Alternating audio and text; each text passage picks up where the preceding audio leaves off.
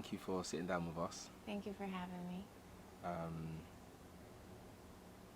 Very intrigued with what I've heard and learned so far over the past few days about what you've been working on, what you've been doing. The goal of this conversation is to essentially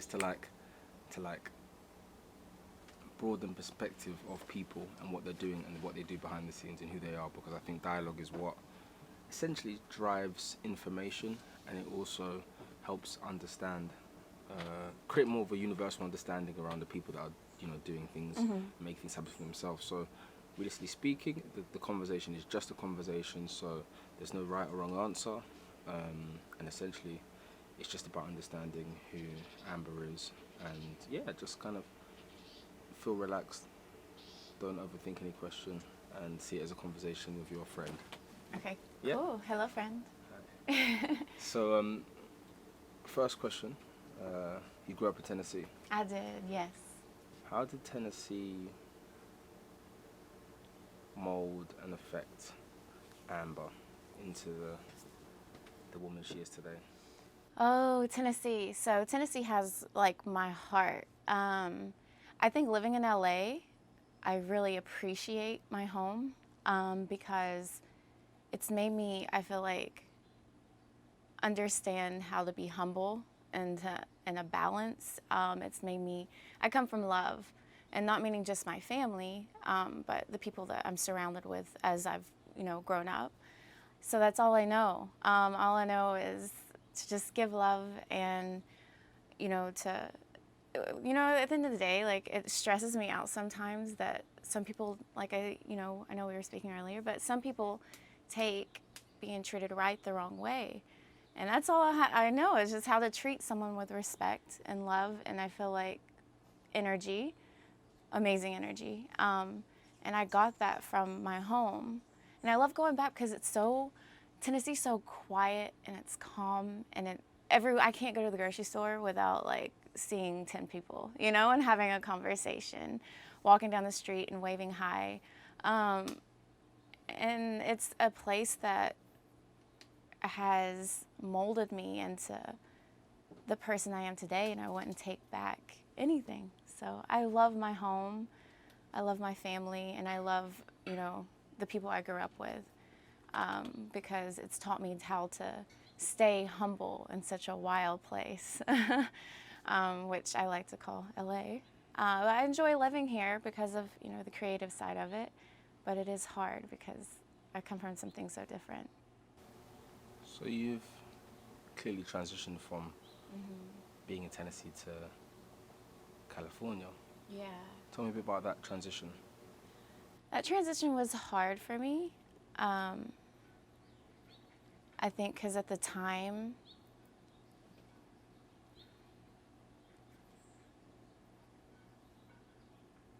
I hate being asked this question. I had went through something very hard in my life, and I've lost someone so special to me. So coming out here and trying to find myself again was probably the hardest thing I've ever done. So, and I think because of that, it's just I was around people I wasn't used to, and I left my home because I just wanted to I wanted to just get away from everything that was keeping me so depressed and sad and not myself anymore. But coming here, I've met some amazing people, and I met one guy in particular that helped me get myself back at a time that I wasn't myself anymore, meaning just not the bubbly Amber that everyone was used to. So the transition was hard, but 5 years, later, I'm looking back and I'm happy I did it. At the time, I got my little Volkswagen Beetle. I had a little Volkswagen Beetle at the time, and I just drove. I had no idea, no plan. I had a suitcase. When I got here, I had $400 in my name. I didn't know where I was going to stay, and I ended up, living in and out of my car. Like I said, brushing my teeth in bathrooms, having bird baths, just making it work, because I realized my life is more precious than all this stuff I'm thinking, you know, in my head, like, oh, I can't do it. Oh, I just lost someone, you know, to this, so I'm just gonna sit in my bedroom and like cry and be upset. No, like, my life is beautiful and I gotta embrace that, and I gotta, you know, go through these experiences, now get where I am today. And I think that I wouldn't change anything. If anything, I'd probably stay homeless a little longer just because I didn't have to pay bills, but I was struggling. But yeah, I feel like the transition was probably the hardest thing I've ever done, because I was leaving my family and everything I knew to something that I was told was not a place I would probably fit into at first, but I made it happen. But yeah, my transition was tough. What gave you the spark to know you had the ability to move? Spiritually, emotionally, just getting up and leaving. Yeah, you know, I had a long talk with my brother-in-law before I moved out to LA. And he's very wise, he's very smart, and just like beautiful soul in general. And I took his advice by, like, you know, just doing it and just getting in my car and going and just figuring it out. And you know, things that stuck with me is you're just not gonna know until you get out there and try. And you get out there and you show the world, like, you know, who Amber Borzotra is. And I think it was easy for me that I had such a supportive family. Like, my family, like, supports everything I do. And I feel like it'd be a lot harder for me if I didn't have such an army of love behind me. And so it was easy, you know. Of course, like, it was hard at first, like, just like the physical part of it. But having that love and just the support is what kept me going every day. So, you know, just knowing I have a team, I have something I can go back to, and I know that no one's mad at what I'm doing, made me feel comfortable within myself. So. What does Amber do? Amber does everything. I'm a walking party. I like to just spread my energy and love to the world.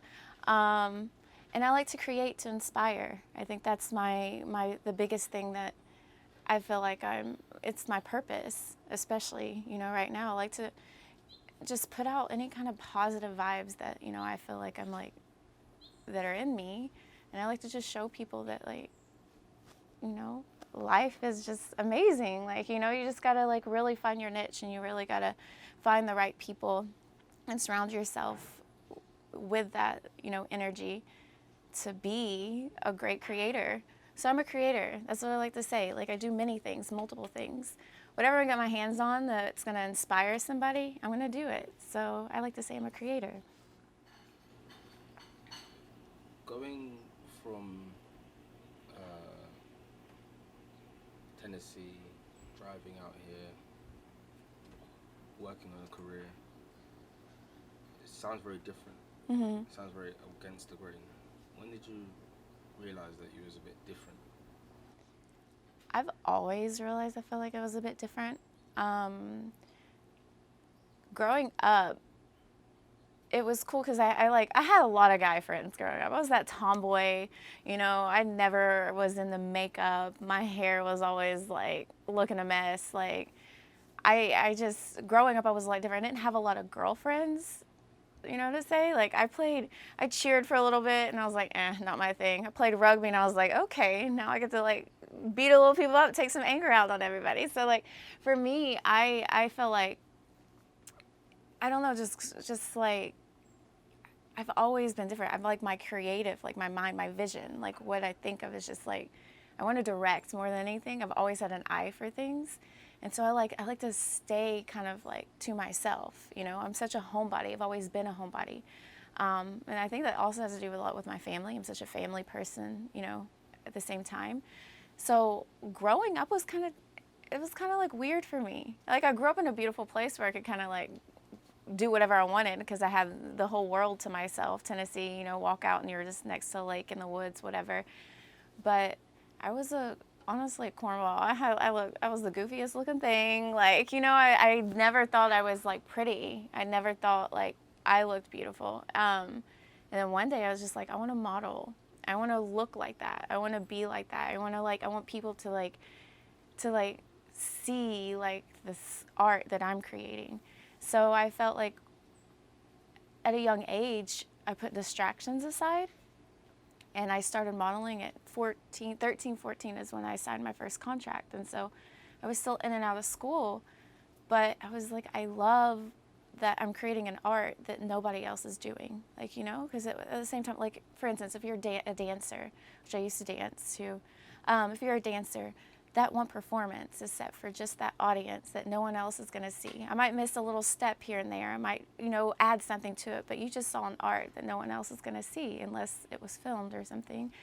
But I like to, it's for people to be in the moment and to experience like life in a beautiful way. Like, we have little pieces of heaven all over this earth, you know?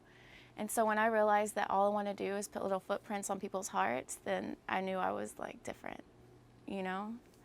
So I just want to do that, put little footprints on people's hearts, that's all.